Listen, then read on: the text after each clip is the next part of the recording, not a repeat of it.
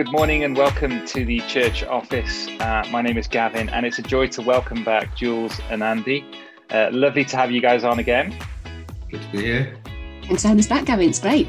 Oh, it's fab, and it was wonderful to hear about UCAN, and the work that you guys are doing is just brilliant. So today's focus is on church administrators and operations directors. What are some of the challenges that they face in their roles today? So one of you, do you want to kick us off? What are you guys hearing from your members? What are people experiencing in the jobs that are tough? Yeah, I'm happy to kick us off. That's a great question, Gavin. I'm going to pick on the word today, if I may. Mm-hmm. So it's because it's, who would have thought we'd be in this kind of scenario right now? Yeah. So I think for me, thinking of those roles across whatever church denominational flavour they're in, they're just, for one, really, really exhausted right now. Because whereas a number of ministries, when churches have had to close, a number of ministries have changed or even closed down or done, pared things down. Actually, for those in church administration and ops, it's just got even more difficult and more intense. Yeah. They've had to just learn new skills and take things onto digital. That's been for a long time. And as soon as what we're hearing from our members is, as soon as they thought, okay, we've risk assessed how we open up safely with COVID and socially distancing and all of that, did that for a while, then legislation changed again and they had to change everything. For 18 months, I think exhaustion is the main challenge right now. And the reason I pick on that is because they're not going off on a summer sabbatical. For us in these kind of roles, actually on the back of a really tough 18 months in this role, then they're the ones who've got to be planning for after the summer, after people have rested. Already in these roles, they're thinking about Christmas. And they're thinking about the summer break when people have had some community and had some holiday, they're regathering. So for me, I think the biggest challenge is how to handle that when you're exhausted, there is no gap, and you've got to get ahead on the pre-planning foot. And all the time still thinking, we think we know where it's going, but actually it may still change. Massive challenge, I would say. I think that's a really good point, isn't it? Yeah, because even people in our church office who work for me are saying, can I still take my holiday? Even though we've been furloughed or we haven't had the chance to do holiday, are we still okay to take it? And what you're saying there is we've really got to look after those operations and those church administration staff. It has been a really tough 18 months, and the responsibility on their shoulders has been a lot, hasn't it, to carry? I think you make a really good point, and looking after people is really important in this season. Yeah, Andy, what would you add into that, mate? Yeah. I mean, just sort of picking up on that summer break thing. I think it's a really crucial point to hold in the way that you operate as a team at church, because it was continually the sort of challenge and dynamic that we had to deal with at my home church when I was on team there, and I've seen in many other churches, is a sense of certain roles get to the end of the summer term and it's sort of end of school feel, we've crossed the line, school holidays, let's go down the beach now sort of thing. Yeah. And then there tends to be a sort of skeleton crew left in the church office over the summer break with all the things that can't stop and need to be in place. And then in September, there's sort of a new school year fear where people bound in going, wasn't the summer great? And people thinking, what summer? We've been here. And although aspects of that, are bound to be the case, certain roles do have a particular termly focus and others don't. My encouragement would be for people to be realistic and intentional about how you manage that, because it's never a surprise. We're on this annual cycle every year, and I think this year, that some of the pressures and brain strains and weariness will be greater. But actually, we do go around this cycle every year, and for those who are listening who have an area of influence over how the organisation is managed and how staff are encouraged to take adequate breaks at the appropriate time. Please be intentional, with that, and the sort of leave management discussion is never make sure you use up your quota by the end of the calendar year. It's where do you need to use your leave so that you can flourish as an individual and have appropriate breaks. And if we can plan in advance for that, we can help the organisation manage that well. So, that was just a sort of a throw in on what, that very wise comment from Jules there. I think other areas, we're continually hearing back from people, things are getting more complex. The complexity is increasing, the governance requirements, the nature of compliance. It is all getting harder all the time. And then you throw in the digital streaming skill set into the mix as well, and the continual uncertainty about what are we allowed to do when. So that creates huge significant pressures. Absolutely. I think in the midst of all of that, though, the biggest challenge that I see from people doing these roles around the country is the same challenge it's always been over my 15 years in church ministry, and probably actually if you look back biblically has always been the challenge. It's as organizations, are we functioning in a healthy way with clear vision and with a intentional plan as to how that vision becomes a reality? Because we experience and see a lot of organizational issues surrounding lack of communication or misunderstanding or siloed ministry, or people pulling in their own directions, or people just really trying their best but not being equipped with the clarity of these are our objectives and this is what we're going for, guys. And despite all the changing complexity, that seems to still be the overwhelming issue, and I think always has been. Yeah, no, that is really helpful, guys. It really is. And I guess everyone, we're talking about leadership that's needed in churches, aren't we? Those that are leading organizations, those that are leading other staff, needing to take a role on. We got together as a staff team and we were chatting about, imagining that we were a car, and, as we go forward, as we've kind of slowed down through the lockdown, what do we need to do going forward? What do we need to change in our team, on our car to go forward? What's the terrain looking like going forward? And, do we need to change the wheels? Do we need to improve certain aspects of what we're doing? And I guess it's a big encouragement, isn't it, for leaders and for teams to take that stock, take that breath, if you like, and go, what do we need to do going forward? And that is important, isn't it, Jules? Absolutely. I love that analogy there, Gavin. And I think also when we're talking about teams, my passion is that teams in church are there to equip the whole body for service, and that's service, in the totality of where we are, wherever our influence is, but also service in the church so the church can flourish. And I just think one of the challenges that is going to come at us as we look at kind of that car analogy there is it may take a while to get our volunteer teams back. Now, they are a vital part of our team too. I was just reading on the BBC last week something called The Great Resignation, where they're saying in any organisation, they're expecting 40% of staff to resign as a result of what people have lived through and just kind of reassess their life over the last 18 months. And then in looking at volunteer organisations, they're saying it may even be more than that. So actually, I think when there's been a pause in volunteer teams for at least a year, people go, why was I doing that? And in some cases, some people are still volunteering our teams because they feel they can't leave. And for some people, it's a sense of if I leave, then the kids' team cannot run next Sunday. So some of our volunteers feel trapped in teams. That's not healthy. But I do think normally you get that kind of turnover, and it happens at a healthy rate, but a slower rate. But I think for ops and admin, I pray it's not true, but I've just got this sense that our volunteer rebuilding is going to be a massive challenge for us, because we're not in the case of they're always doing this and then they're kind of choosing to step off. It's actually these teams haven't run for 2 years in some cases. Yes. So we're having to re-recruit them. And I think my plea, my hope is that actually that all of the church leadership and staff get behind that and don't leave that volunteer recruitment just to those that are administratively dealing with rotas. I think we need to be prepared for it.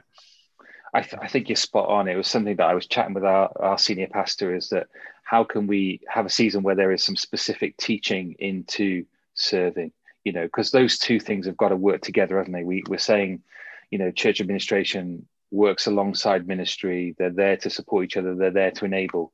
And we need our pastors to be teaching, and our vicars and leaders, senior leaders, to be teaching on serving, to be teaching on, actually this season, we need everyone involved, and we all need to play our part in the one another's together. Andy, what are your thoughts on this, mate? Well, Similar? I love ripping off comments from Jules, because there's so much wisdom in what she brings there. She's great, isn't she? I mean, it's interesting to me that you've got to look at where the administrative function in a church gets applied towards volunteer management, because often churches don't do that justice, and they basically say the administration and operational competency that we have and functionality will just help push things around, like rotas and ensuring people know when they've got to serve. That's incredibly vital, but actually now that we've got some really good church management systems out there, like Church Street and others, that bit's actually quite easy now, a lot easier than it used to be when it was papers and Excel. The administrative function then needs to be applied to, actually, how do we care for our volunteers? How do we help communicate to them in a strong way? How do we envision them? How do we get feedback from them? How do we facilitate the means for other leaders of other areas of ministry to meet with their volunteers and value their volunteers? Because it's when that level of administrative and operational competency can be applied to all areas of ministry that you can say, actually, the volunteer, the team experience here is going to be a really good experience, because we've assessed, what do we want that experience to be, in its entirety, and where do we need to be administratively strong to fulfill that. I really do hope that we don't see a 40% exodus of teams. I'm sure there's going to be a significant number, and it's going to be a significant number of people who are hesitant to return to any aspect of corporate church life, and again, we're going to have to support that in an appropriate administrative way. And I suppose my without going into the details of how that could be approached, my one encouragement with that is the area of church administration or life which often gets overlooked and is not done as effectively as it could do, is communication. Churches, they tend not to communicate that well or that consistently. If people watching have got influence over how to handle that, always be ringing that bell of how can we communicate? What do people need to hear? When do they need to hear it? In what order do they need to hear it?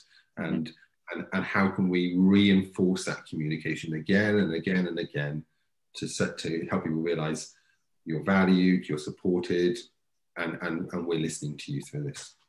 Yeah, I had shared the same thing, Andy. I do hope that we don't see that 40%. I mean, I'm kind of on the other spectrum. I'm like excited, thinking we're going to have huge participation levels. People are going to come back refreshed and excited to try new things and get involved in new ministries. And I guess that's something that we as leaders can be praying for.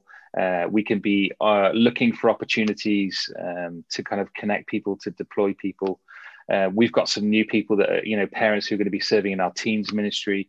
And through lockdown, they've just got this huge burden that's just grown for young people. And I'm excited to kind of deploy people into those roles and support them. And I guess, I want to kind of be aware of what God's doing in people's individual lives through lockdown, good and bad. I'm hoping there will be that fresh participation. We'll see.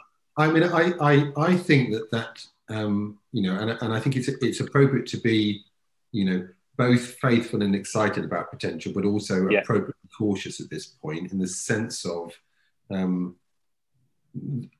I think that there is a pace that God wants us to sort of walk out of whatever the 2020 COVID reality has been, and the 2021 COVID reality, into probably what this next stage of COVID reality is going to be like, because it's not disappearing. And I suppose my cautionary word to churches would be, do pray into that significantly, and make sure that your autumn program for 2021 looks like what God wants it to look like, not necessarily what you want it to look like. Yeah. Because for so many, my feeling would be there needs to be a focus on restoration, recovery, and healing, of dealing with loss and uncertainty, and some of the sort of tough feelings that has thrown up this year, as well as a need to reconnect and be re-envisioned about the church's mission and why they're in your church, before we look at active deployment. And I would, off the top of my head, my sort of gut reaction on that is it's Easter 2022, which is the deployment time. My guess would be that a lot of stuff needs to be done before, healthy stuff and good stuff, and it will feel positive stuff that needs to be done in the autumn, in the run up to Christmas. No, I think that's wise, Andy. Yeah, I can't say I've got hundreds of people knocking on my door saying, right, release me into this ministry. But I think as well, there's a realistic, I was speaking to one of our elders who has been working at home all the way through lockdown, has been furloughed for long periods. And he was just saying to me, I feel like I've lost all my confidence, my ability to interact. Where do I fit? How can I, play my part? And for somebody like that, it's exactly what you're saying. There's a journey that needs to be go on. There's some teaching, there's some refreshment, there's some support that's needed to get people back to where we are.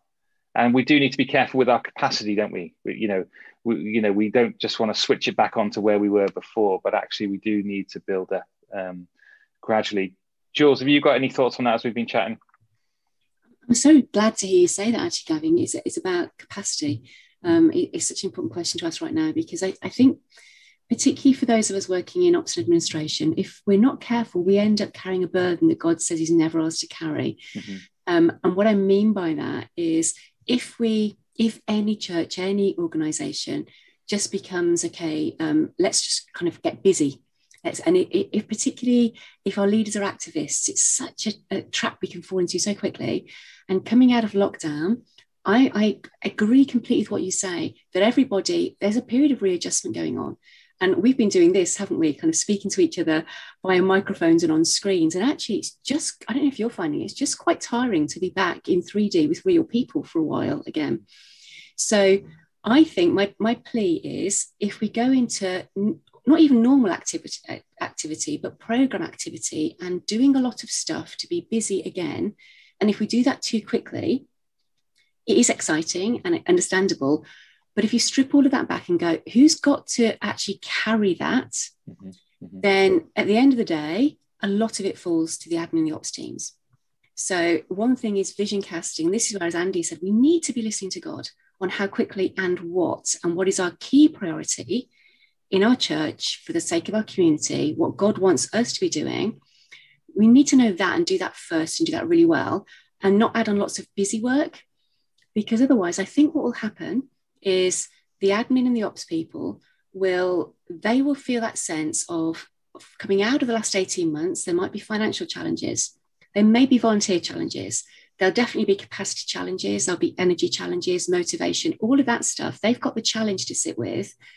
And then if the church program is too active and too busy too quickly, they will be in that position of thinking, I've got to do that because everybody's ready for program and activity and, good things. Yes. Yeah. But they're in that place of, unbearable tension, to be honest, of there isn't the volunteer, or even I'm not motivated as an administrator. All this stuff is expected. And I think, to answer your original question, that is one of the big challenges for us that are called into this role. We really need to be careful to check ourselves not to have that martyr spirit of, I'm speaking to myself, I hope I'm not projecting. Yeah, me too, guilty here. Yeah. It goes in the territory a little bit of the, I'll do this because it's God's work and it's exciting, and I'll do this even if it breaks me. And Jesus says, no, actually, that's not a spirit I want on administrators. It's not meant to break you. So it's the early conversations with leaders to go, what's the priority? What's busy work? What's the timing? And have that agreement. Otherwise, admin and ops will step in and do it, even if it feels like it's going to kill us. And that's not right. Yeah. I mean, to reflect that back with your car analogy, Gavin, and again, I love the car analogy. But one of the things that, some people who don't use their car very much go, well, it doesn't need to be serviced every year because it's only done a few thousand. And, this past year, our cars have only done a few thousand because we haven't been able to drive anywhere. But actually, inactivity of a car can cause rubber seals to deteriorate quicker. I mean, I know nothing about, mechanics, but the things which are meant to be lubricated can get bunged up and it actually needs some attention before it can get up to speed again. And I think there is that sense with looking at what's our infrastructure, what's our capacity, what's our energy levels, what's our level of enthusiasm, and can we get ourselves serviced and appropriately ready before we, get up to full speed again. No, I think you're absolutely right. And what you were saying about healthy organizations, you want these conversations to be honest, don't you, with leadership teams and the admin and ops teams to go, can we realistically do this? Because, when leaders come with faith and ideas and enthusiasm, we can sometimes feel like we're the handbrake that's going, whoa. And it can be quite hard in those situations. But, we can see it sometimes negatively, but actually that can be a positive thing in those things. So actually, let's slow this down a little bit. Let's put the car in for a service. Let's do the work that we need to do going forwards. Somebody assess the terrain and give us some feedback on where that's going to be for not just the next month, but the next year. And to have those kind of longer conversations, it is important. Yeah. I mean, absolutely, because if you're asking those sorts of questions out of a spirit of negativity or I just don't think this is going to work, that's one thing that's not particularly helpful. But if you are asking those questions out of, I want to give this the best chance possible to work, then that's a great conversation, because you're saying to your senior leader, I'm for you, the vision, it excites me, I want this vision to become reality. What's it going to take to do this? And I mean, I've been this huge fan of this book and this set of teaching called The 4 Disciplines of Execution for years. It's a completely secular book, but I mean, it's a book I was listening to I've read it loads now, but I was listening to the audio recording on the M11 at some point, and I just found myself weeping, bursting into tears on the motorway, listening to a secular management book, because I heard God's voice in it, and I heard God saying, I want my church to function like this. And part of what 4DX, as they call themselves, teaches is, there is limited capacity as to what you can get done with excellence, what you can get done in the most effective way. So a really helpful question is, what are the fewest battles we need to engage in to win the war? Which in effect is, what are the least, the least we can do? What are the fewest things that we can do to have the most impact on our vision and objectives? And so often churches plan the sense of, what are all the things we could do? So many great ideas, let's do them. Whereas actually, a disciplined approach to getting a job done would be saying, we don't have limitless capacity. What's going to have the most impact, the most leverage over what we're trying to get done? And can we focus on that? And, I would think if there's any one question that an ops or admin team member should be trying to ask their wider team to consider going into the autumn, it's, what's our capacity, and therefore what are the fewest things that we can focus on to have the most impact against our vision and objectives this term, and let's start with that. Yeah, that's excellent, mate. Yeah, that book is excellent, isn't it? I've enjoyed reading it. And going back to the car analogy, one of the things that we talked about with our team is that the different staff could actually be sat in different seats in the car. So before, you were sat in the front and you were navigating and you had a particular role, but actually you may feel like you might not even be in the car actually because you've been furloughed, or you're sat in the back going, I'm in a different seat now. I'm now responsible for comms, or I'm now responsible for some of these tech things. And there could be that real uncertainty in the car. And Jules, what are your thoughts on, administrators adapting to different roles, and within this whole process, have you got any advice for people in that? I think my starting point would just to do give a massive, huge kind of heavenly round of applause really to all the administration and ops people that have adapted. I think honestly, in churches up and down the land, they have done things they never even had on their job descriptions, and they've done them really well. They've learnt, they've failed, they've tried again, you know. So we are hugely adaptable as a gift in the church. And I think everybody just needs to go, yay me, in a right way, you know, through the right lens, being humble, but going, yes. I've surprised myself because I've adapted. And that muscle has been flexed really. So I think advice would be keep going, keep adapting, because we're we're not going to go back. It's not like there's been COVID and it's been different for a while. I'm convinced we're not going back to as church was pre-COVID. So I think we're still on a journey where the adaptation may be a little less rapid. There might be more time to be thinking things through. But church is going to need to continue to adapt. And our role, our functioning church, has got to keep being one that adapts and challenges in a good way. And I think, to link in my second piece of advice, we have to look after each other really, really well now. Yes. Something I've been saying in my team recently, particularly when there's pressure around these roles, you look for encouragement and you model it, you give praise. And, you know, if we're not getting any, we have to model it and do it. And what I'm saying to those around, the ministry leaders, is right now, when there's a moment of pressure, in New Wine, we've got our digital event in 3 weeks. So it's big, massive pressure. Yeah, it's, you know, so actually right now, leaders, it's either you find ways to encourage and praise or you keep quiet, please. And that's what I'm saying, because at this point in time, find the little typo. There is no capacity. They just need encouragement. So I'd say, well done, we've adapted, keep going, but actually let's find and call out the positivity, encouragement, praise, that Barnabas spirit of encouragement to enable each other to keep going. They're the 3 themes that I'm certainly living at the moment. I think that's great advice. Yeah, that's really encouraging. And I think also to add just slightly to that is that we need to also encourage our elders and our lead pastors, don't we, and our senior pastors, because they are going to feel it in a different way coming back to, you know, it's been very hard, isn't it, for them to assess how healthy is my church? Who am I building with? All of those questions are really difficult to answer. What teaching do I need to now focus on? So they've got huge responsibility, and they need as much encouragement as we do in our roles, don't they? Can I pick up on that for a second, slightly? Yeah. I'd even say right now that perhaps those roles need even more encouragement than we do, and we've got a role to play in that. And the reason I say that is because we're going to go back into function and team management and all of those things. Actually, our elders, our pastors, our vicars, they are walking back into all that we are, but also they have got to pastor the grief.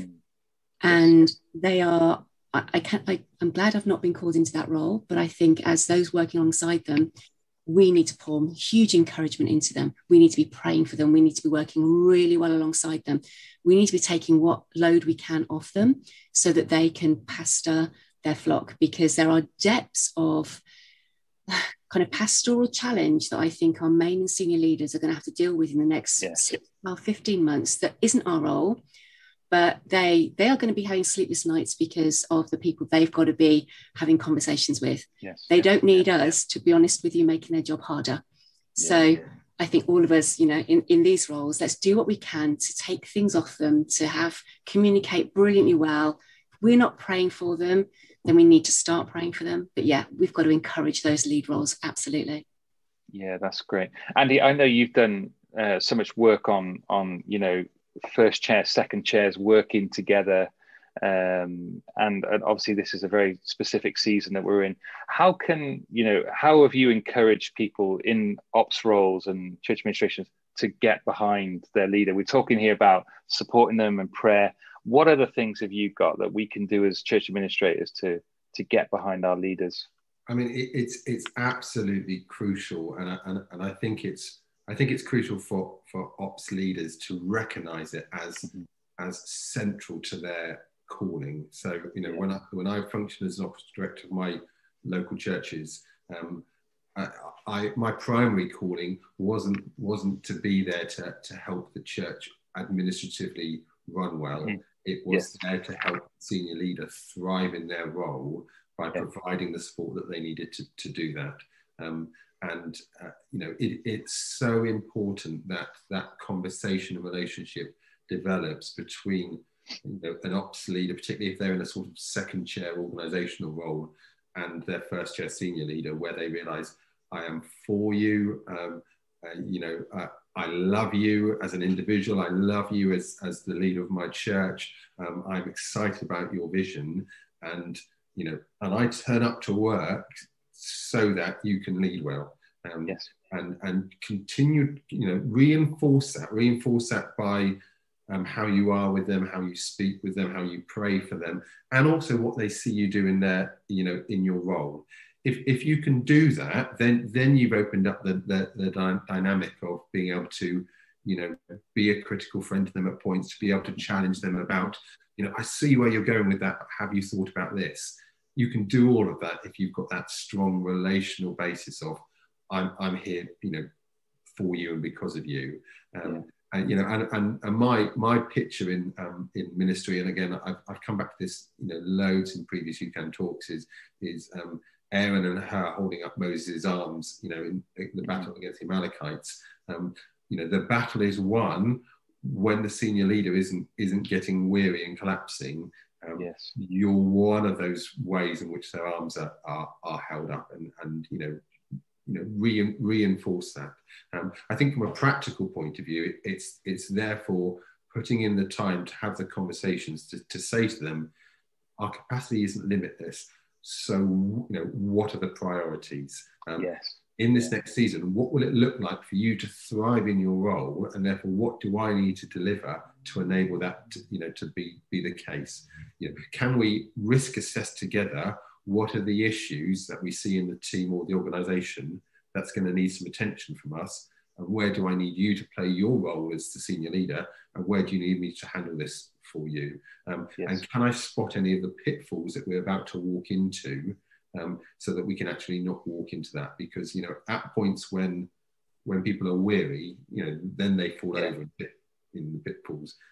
If you can avoid them, there's no issue, when you get there. So it really is, it's appropriately, appropriate advanced planning, the right pace, and the practical sense of we're navigating this together, which is helpful. And again, to go back to your car analogy, much mileage in that car analogy. Actually. There is. but whichever seat that you're in the car, please do make sure you are all sitting in the same car and driving the same direction. Don't go in different cars, different places, because that's not the way to get the journey done at this point. Yeah, that's good. When I brought it up with the team, one of our team members said, God's like the sat nav, who's going to map out the route for us. We've just got to follow the direction. He's going to make our path straight. And the car analogy can go, really, really far. And people can, it's helpful, isn't it, to have an illustration to talk around, because you can say, I think I'm here in the car. I'm sat here in the car. This is what I observe in the car. This is what I think we need to change. And it starts a conversation, which creates that healthy organization, which is great. But you've got so many good points there, which really relate into our heart and our attitude. From the Cutting Edge conference, when you spoke on this topic, I was just convicted again of what's my disposition to my leader? How do I serve them? How do I think about them? How do I pray for them? And I guess, Jules, now is a good time to reinvest in that, because a lot of relationships have been on Zoom or on phone. They haven't been in person. There could be some distance that could exist between relationships. How can we encourage folks listening to this to make a start on some of these things? Yeah, it's a really great point. I think to quickly diary some time in is a really practical point, because, as I said before, otherwise it's very easy just to get into busy. But what I've certainly found is that actually I've had to have regular touch points. Yes, it's been on Zoom, but with my senior leader, had to have those regular touch points just to be reacting to everything. And if we're not careful, we can go, as we meet together, and there's some semblance of some kind of normality returning, of letting those drop because it doesn't feel like an urgent season. But I would say we've got to put some hard work into the relational, not rebuilding, because, you know, I hope if we're working well in our roles, that relationship we're always putting work into it. But I'd say intentionally just reinvesting in that relationship again, and relationship in our teams. And I'd say in terms of heart and attitude, it's you've got to get to know how the other person ticks. So whatever your choice of model, whether it's Enneagram or DISC or Myers-Briggs or 5 Voices, there's a whole bunch out there. At some point, we need to understand what makes our senior leader tick. Yes. And I don't mean put them under a microscope and criticize, not that at all. But actually, if you can both use the same kind of tools, so that, you know, and my current leader that I work with in New Wine, we're actually almost the same profile in everything. So that working relationship is a dream, to be honest. My previous, when I was an ops director, my previous senior leader, we were the absolute opposite. So it wasn't until we completely understood that and did that work, we used Colour Insights and DISC, that we knew how to communicate with one another. And I would say that is really vital. It's respect for the other person. It's never understand them so they can become like you. It's the opposite. It's understand them so that we know how we need to be communicating with them, how we need to be behaving around them so that they flourish. So time, just to kind of, reconnect is really important. And if anything slipped in your understanding of them, your understanding and taking responsibility for yourself, I'd say do a bit of hard work quite quickly, just to kind of remind yourself, you know, who they are, how they need you to communicate, how you need to encourage them, that kind of thing.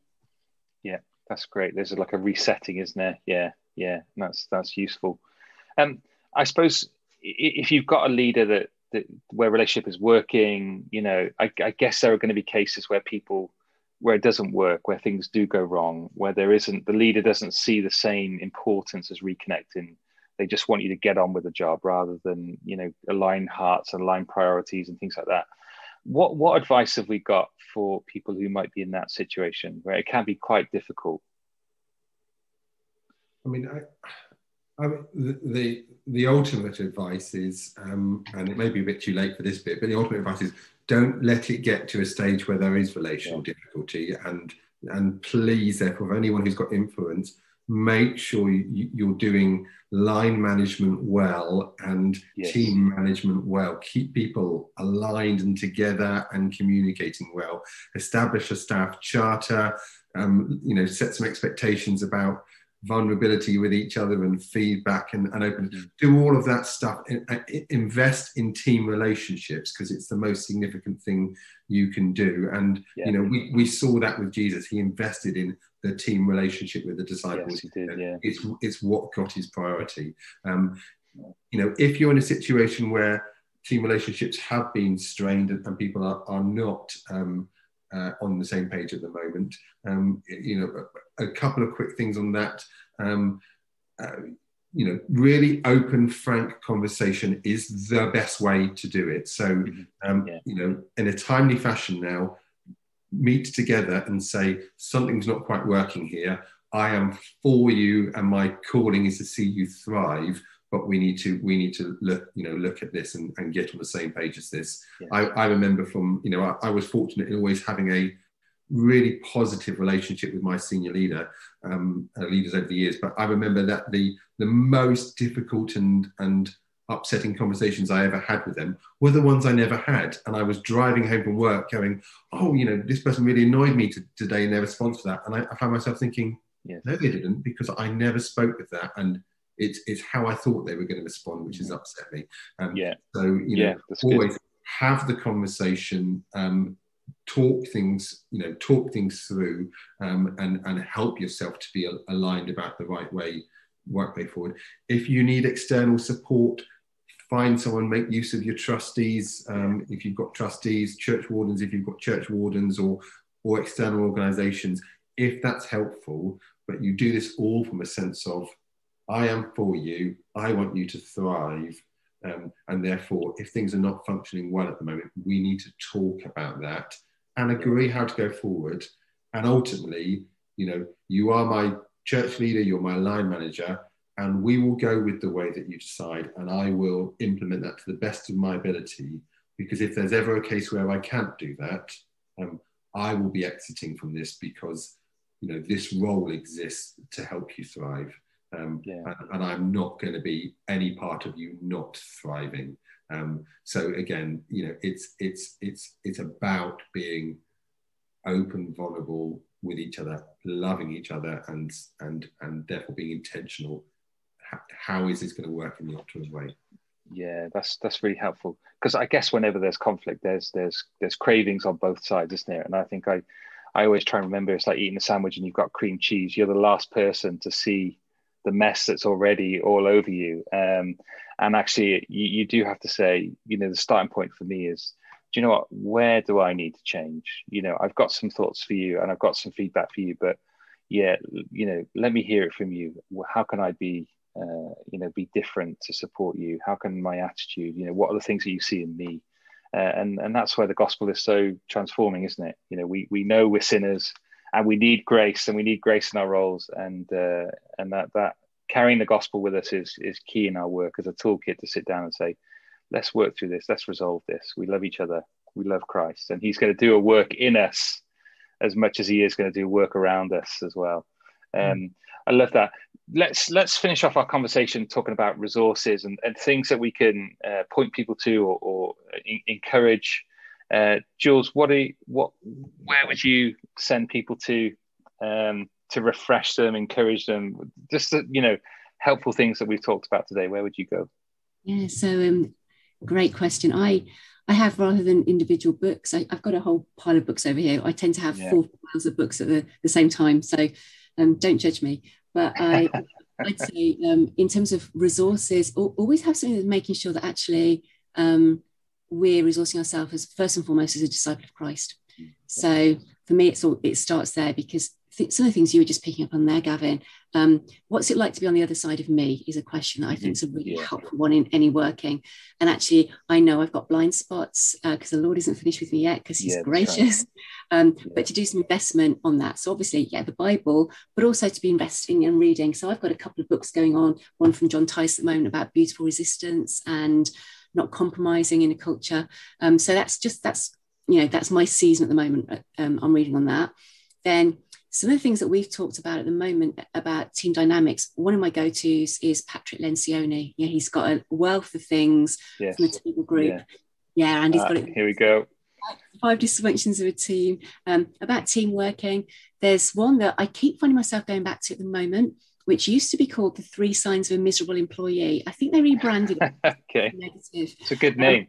It's not named that anymore, but it basically says as people are coming back in, it's a brilliant read. It's an easy read. Everybody in any organisation needs to know that they are valued and what they do contributes to the bigger picture. And everybody also needs individual feedback from the person that has positional authority over them. So I'm just reading that again going, there's some key things in there that as we're working in teams, just to kind of refresh and remind ourselves, and feedback's really important. And the other one, that picking up on that first chair, second chair dynamic that we've chatted about today. It's a great book. It's not a Christian book at all. Coach of mine recommended it. It's called Consigliere.